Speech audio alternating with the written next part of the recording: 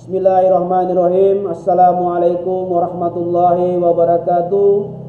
Alhamdulillahirabbil alamin. Asyhadu an la ilaha illallah wa asyhadu anna Muhammadan abduhu wa rasuluh. Allahumma shalli ala Muhammad wa ala ali Muhammad, amma ba'du. Segala puji bagi Allah, salawat dan salam semoga tetap tercurah kepada baginda Nabiullah Muhammad sallallahu alaihi wasallam, keluarganya, sahabatnya, dan insyaallah dengan senantiasa bersyukur kepada Allah dan bersalawat kepada baginda Nabiullah Muhammad sallallahu alaihi wasallam, kita akan mendapatkan rahmat dari Allah dan mendapatkan syafaat dari beliau di yaumul akhir nanti. Adik-adik yang dirahmati Allah, di hari Sabtu ini sebagaimana biasa kita mengikuti kegiatan pendidikan karakter atau akhlakul karimah, ya. Jadi diharapkan bagi yang menonton di YouTube agar dapat menyimak dengan seksama, karena materi-materi ini disampaikan ini nantinya akan menjadi materi dalam pembelajaran, terutama mata pelajaran muatan lokal, ya.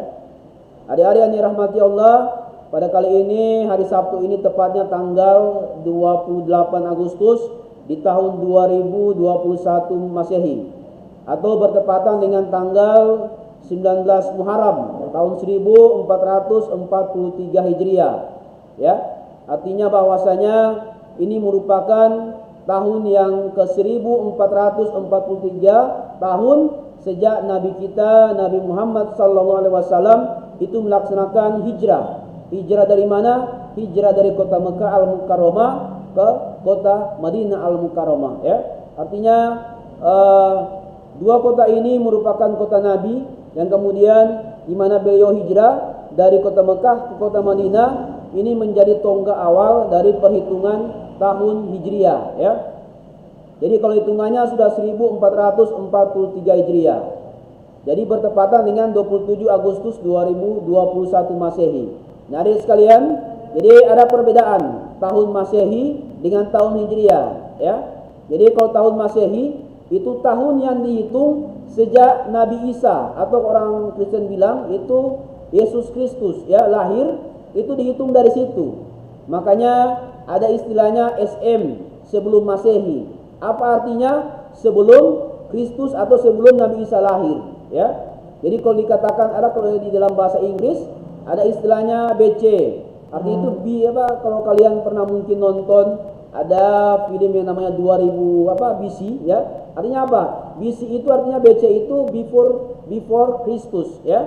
Artinya Masehi, sebelum Masehi. Nah, itu untuk orang Kristen, ya. Mereka mengikuti penanggalan Masehi. Nah, kalau orang Islam itu mau mengikuti namanya tahun Hijriah, ya, dihitung sejak pertama kali Nabi kita melaksanakan hijrah dari kota Mekah Al-Mukarramah ke kota Madinah Al-Munawwarah, ya. Jadi ini perhitungannya dimulai sejak kapan? Sejak zaman Khalifah Umar bin Khattab radhiyallahu anhu, ya. Pada waktu itu sudah menjadi bentuk khalifah, ya. Sebuah kekuasaan yang dimiliki oleh orang Islam itu sudah merupakan hampir mirip dengan kerajaan, dan tentunya mereka akan mengirim surat ke kerajaan-kerajaan lain. Ketika dikirim surat, ini cuma ada tanggal, cuma ada bulan, tapi tidak ada tahun. Kenapa seperti itu? Waktu itu orang Arab itu menggunakan tahun berdasarkan peristiwa yang terjadi, ya. Ketika Nabi kita lahir dikatakan tahun gajah. Kenapa dikatakan tahun gajah? Karena waktu itu terjadi peristiwa besar, ya. Kalau kita sering baca surat Al-Fil, ya, surat Al-Fil itu surat yang artinya gajah, ya, tahun gajah. Karena waktu itu terjadi peristiwa Raja Abyssinia, ya, atau Jenderal Abraha itu hendak menghancurkan Ka'bah, ya, dengan segerombolan pasukan, ya, dari Yaman menuju kota Mekah, dan sebagian besar itu menggunakan gajah, ya, dengan maksud untuk menghancurkan kota Ka'bah, ya, menghancurkan Ka'bah di kota Mekah, ya. Jadi kemudian dengan izin Allah ini tidak terjadi, ya. Mereka dibinasakan oleh burung ababil, ya, dengan membawa batu dari neraka, ya. Sehingga mereka dalam surat Al-Fil dikatakan sama seperti daun dimakan ulat, ya. Habis seperti itu. Ketika dijatuhkan itu batu-batu dari langit oleh Gunung Ababil, mereka bagaikan daun yang dimakan ulat, ya, musnah semuanya. Itu yang disebut tahun gajah. Makanya waktu itu orang Arab masih menggunakan nama tahun berdasarkan peristiwa yang terjadi. Nah, adik sekalian yang dirahmati Allah, di bulan Muharram ini, di tahun baru ini, tentunya kita harus memiliki yang namanya peningkatan-peningkatan, ya. Jangan setiap tahun begitu terus, ya. Setiap tahun tidak ada perubahan. Insya Allah dengan bergantinya tahun ini harus ada perubahan. Di tahun Hijriah sama seperti tahun Masehi. Kalau tahun Masehi itu ada 12 bulan, ya. Ada Januari, ada Februari, ada Maret, ada April, ada Mei, Juni, Juli, Agustus, September, Oktober, November, ya. Itu mungkin rata-rata kita sudah kenal. Tetapi kadang-kadang di bulan Islam, di tahun Islam itu banyak tidak hafal, ya. Di tahun Hijriah itu punya 12 bulan juga sama, ya. Diawali dengan bulan Muharram. Muharram hari bulan ini, ya. Setelah Muharram Safar. Kemudian Rabiul Awal, nah ini bulan Nabi. Itu bulan di mana kelahiran Nabi kita tercinta Nabi Muhammad SAW, ya. Yaitu tanggal 12 Rabiul Awal. Jadi Muharram, Safar, Rabiul Awal, Rabiul Akhir. Kemudian Jumadil Awal, Jumadil Akhir. Kemudian Rajab, Rajab itu Isra Mi'raj, ya. 27 Isra Mi'raj, Rajab, Sya'ban, Ramadan. Nah, Ramadan ini bulan puasa, ya. Kita di umat Islam diwajibkan melaksanakan ibadah puasa selama 1 bulan penuh. Itu bulan Ramadan. Habis Ramadan bulan Syawal. Itu hari raya, ya, Idul Fitri, Syawal. Habis Syawal Zulkaidah. Kemudian yang terakhir Zulhijjah atau bulan haji atau hari raya Idul Adha, ya. Ini 12 bulan. Jadi diharapkan adik-adik sekalian ini mesti menghafal juga, bukan cuma bulan Masehi, ya. Bulan itu mesti hafal. Mulai dari Muharram, Safar, Rabiul Awal, Rabiul Akhir, Jumadil Awal, Jumadil Akhir, Rajab, Sya'ban, Ramadan, Syawal, Zulkaidah dan Zulhijjah, ya. Diharapkan bisa hafal. Karena ini merupakan tahun-tahun bulan-bulan di tahun Islam. Dan hari ini sudah merupakan tahun yang ke 1443 Hijriah, ya. Adik sekalian yang dirahmati Allah, pada saat ini mungkin tidak banyak materi yang akan disampaikan. Ini menyangkut tentang amalan-amalan yang biasa dilaksanakan di bulan Muharram, ya. Biasa kalau bulan Muharram itu banyak amalan-amalan sunnah, ya. Ini kadang-kadang kita sering lupa. Kadang kalau dengar ceramah, ya, kadang-kadang ini tidak terlalu diingat. Padahal ini sangat penting. Ini bulan Muharram. Di dalam bangsa Arab dulu ini bulan yang haram. Apa artinya haram? Sama seperti hukum Islam, haram itu tidak boleh, ya, dilarang. Dilarang berperang, ya. Dilarang melaksanakan hal-hal yang tidak baik di bulan Muharram. Itu orang Arab pemahaman, sehingga bulan Muharram ini, ya, dimaknai oleh Islam dengan melaksanakan amalan-amalan sunnah. Nah, amalan sunnah itu diantaranya ada 4. Yang pertama biasa di amalan-amalan sunnah biasa melaksanakan puasa sunnah, ya. Puasa sunnah. Kemudian ada juga puasa Asyura. Mungkin kalian pernah dengar puasa Asyura, ya.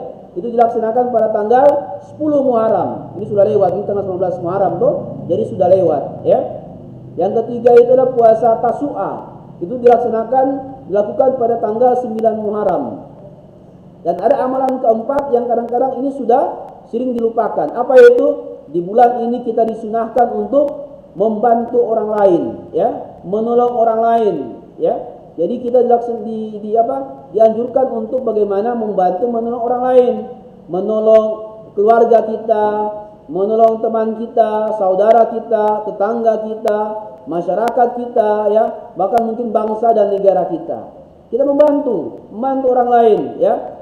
Di dalam sebuah hadis dikatakan, barang siapa yang kemudian membantu orang lain di bulan Muharram ini, maka Allah akan memberikan pertolongan, bantuan selama 1 tahun, mulai dari sekarang sampai dengan tahun depan, ya.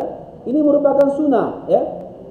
Jadi mari di bulan Muharram ini dianjurkan untuk kita mari berlomba-lomba memberikan pertolongan, bantuan kepada orang lain. Karena sesungguhnya bantuan dan pertolongan kita kepada orang lain itu sesungguhnya merupakan bantuan untuk diri kita sendiri. Akan kembali efeknya kepada diri kita sendiri. Kalau kemudian kita menolong orang lain, suatu saat orang akan menolong diri kita, ya. Pasti, dan itu kan pasti, ya. Itu tolong ditanamkan dalam diri kita. Bukan sia-sia. Karena ini merupakan istilahnya sunatullah dan merupakan sunnah Allah, ya, sunnah dari Nabi kita Muhammad SAW. Mari kita amalkan terutama di bulan Muharram ini, ya. Hadirin sekalian yang dirahmati Allah, di dalam menolong orang lain, terutama bagi kalian ini siswa, ada pemahaman seperti ini. Contohnya, ya, misalkan di ruangan kelas atau di saat momen-momen belajar, itu tolong dibantu. Mungkin teman-teman yang mungkin kesulitan belajar, ya, ada mungkin mereka belum paham, belum dimengerti, tolong diberikan pengertian, dibantu, ya. Jangan istilahnya orang dengan botu, ya. Jangan kemudian jadi orang yang kuncudu, ya. Mari kita bantu orang lain. Terutama tidak mengerti, misalkan ada pelajaran matematika, pelajaran bahasa Inggris, PKJ atau akuntansi yang tidak mengerti, ya silakan dibantu. Jangan kemudian orang minta tolong, orang cuma jaga cuek-cuek, ya.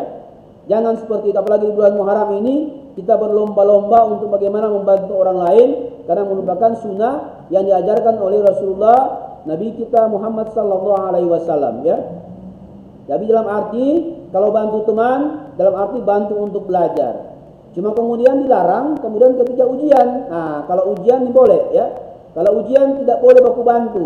Artinya apa? Kenapa tidak boleh baku bantu di saat ujian? Karena nantinya ujian itu menguji diri kita, ya. Menguji sejauh mana pengetahuan kita, menguji sejauh mana keterampilan kita, memahami pelajaran, supaya nilainya betul-betul murni, ya. Tolong nggak usah bantu, ya, nggak usah minta bantu orang lain, karena ini yang diuji ini adalah diri kita sendiri, yang kita bantu di saat proses belajar, ya. Atau mungkin kalau belajar online boleh baku bantu, ya. Ada teman tidak paham boleh baku chat melalui WA dan sebagainya. Atau kalau sudah belajar tetap muka, mari saling bantu membantu, ya. Mudah-mudahan di bulan Muharram ini dengan senantiasa menumbuhkan rasa saling bantu membantu, kita akan menolong orang lain sekaligus melaksanakan sunnah daripada baginda Nabiullah Muhammad sallallahu alaihi wasallam, ya. Adik sekalian yang dirahmati Allah, dari ini mungkin amalan sunnah yang mungkin sudah jarang kita dengar, padahal di bulan Muharram ini, ya, bulan yang dikatakan bulannya Allah, ya, bulan yang dikatakan yang penuh dengan keberkahan. Mari kita biasakan diri dengan menumbuhkan, membiasakan diri membantu dan menolong orang lain, ya. Apalagi keluarga kita sendiri, ayah kita, ibu kita, ya. Kemudian tidak perlu menunggu ibu minta tolong, ya, atau ayah meminta tolong. Jangan, ya. Dengan inisiatif, sebelum dimintakan tolong, dengan inisiatif kita bantu ibu kita, ya. Kita bantu ayah kita bantu kakak kita, adik kita, ya. Mungkin kalau masih ada nenek, ya, bantu nenek, bantu tete, om, tante dan sebagainya, ya. Apalagi kalau misalkan tetangga yang butuh bantuan, tolong dibantu, ya. Biasakan diri membantu dan menolong orang lain, ya. Mudah-mudahan dengan amalan ini kita melaksanakan amalan atau sunnah daripada baginda Nabiullah Muhammad sallallahu alaihi wasallam, yang dalam sebuah hadis dikatakan, apabila kita memberikan kelapangan, bantuan, pertolongan di bulan Muharram, maka Allah akan bantu dia, Allah akan lapangkan urusan dia selama 1 tahun penuh, ya. Mulai dari Muharram sampai Muharram lagi. Jadi ini merupakan amalan-amalan yang keempat yang sudah sering kita lupakan, dan ini mungkin masih jarang disampaikan oleh para penceramah-penceramah, ya. Mungkin hanya ini yang bisa disampaikan pada hari Sabtu ini. Mudah-mudahan dengan tausiah singkat ini, apalagi di bulan Muharram ini, ya, apalagi nanti insyaallah bagi adik-adik yang tidak lama lagi di bulan September akan mengikuti kegiatan ujian tengah semester, ya. Mudah-mudahan ini merupakan materi-materi yang sangat penting, menumbuhkan kebaikan-kebaikan dalam diri, sehingga insyaallah hal-hal yang baik akan mendapatkan kebaikan-kebaikan sebagai balasannya, ya. Mudah-mudahan dengan singkat ini akan memberikan pelajaran yang berharga, terutama untuk kemudian menapak di dalam masa depan yang lebih cerah, ya. Mungkin ini yang dapat disampaikan pada kali ini. Lebih dan kurangnya mohon dimaafkan. Billahi fissabil haq. Assalamualaikum warahmatullahi wabarakatuh.